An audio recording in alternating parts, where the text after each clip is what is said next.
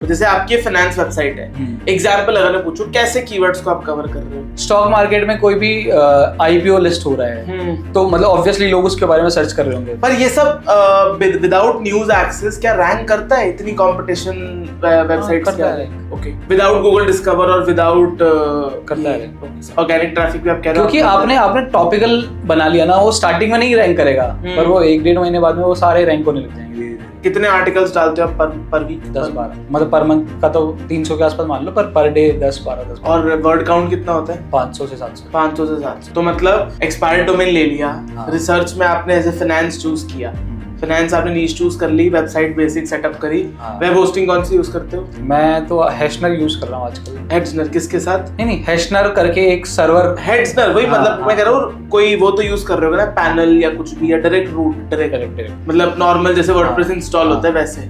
Okay, और आपने website host कर ली, सब कर लिया, एंड देन उसके बाद आप अपने टॉपिक रिसर्च कर लिया, फिर कंटेंट डालना स्टार्ट कर दिया। इसमें आप सब डालते हो, एवरग्रीन भी और सर्च किए जाने वाले भी, कि सिर्फ सर्च किए जाने वाले ओनली, मतलब न्यूज बेस्ड। हाँ, जो अपन को पता चल जाता है कि क्या चीज ज्यादा सर्च हो रही है, अगर अपन उस फील्ड में है तो थोड़ा बहुत भी गूगल ट्रेंड्स का यूज करते हो। ट्रेंड्स का यूज कर लो। अब जैसे कोई भी आईपीओ आ रहा है, ऑब्वियसली आईपीओ के बारे में सर्च करेंगे लोग, आईपीओ कैसा है, क्या है इसका पास्ट रिजल्ट, क्या है फाइनेंशियल्स कैसे हैं इसके, प्रॉफिट कैसा है, ये सारी चीजें हम इंक्लूड करके हम आर्टिकल बनाते हैं। और एक ही आर्टिकल डालते हो, मल्टीपल डालते हो एक ही टॉपिक पे? जैसे आईपीओ आ रहा है, एग्जांपल स्विगी का आईपीओ आ रहा है, तो स्विगी के आईपीओ में क्या आप सिर्फ स्विगी का एक आईपीओ का एक आर्टिकल डालोगे, मल्टीपल आर्टिकल डालोगे, मल्टीपल कीवर्ड कवर करते हैं? नहीं, हम 3-4 आर्टिकल डालते हैं। अच्छा, है ना, पर वो गैप दे देंगे, ऐसे नहीं कि एक दिन में हम स्विगी के 3-4 आर्टिकल डालते हैं। ओके, क्योंकि हम जो एक इन डेप्थ आर्टिकल डालते हैं, जैसे उसमें प्रॉफिट्स भी आ गए, उसके पास प्रॉफिट्स वगैरह, क्वार्टरली प्रॉफिट आ गए, ईयरली प्रॉफिट जो रहे हैं उसके,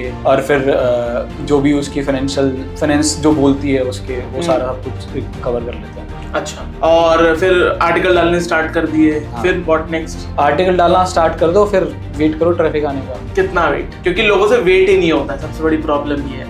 यार, आपसे वेट नहीं हो रहा है तो आप दूसरा डोमेन और बाय करो, करते जाओ, काम करते जाओ, इवेंचुअली एक पे ट्रैफिक आएगा, दूसरे पे भी आ जाएगा, तीसरे पे भी आ जाएगा, सब पे आ जाएगा। या फिर हो सकता है 3 पे आएगा, 2 पे नहीं आएगा।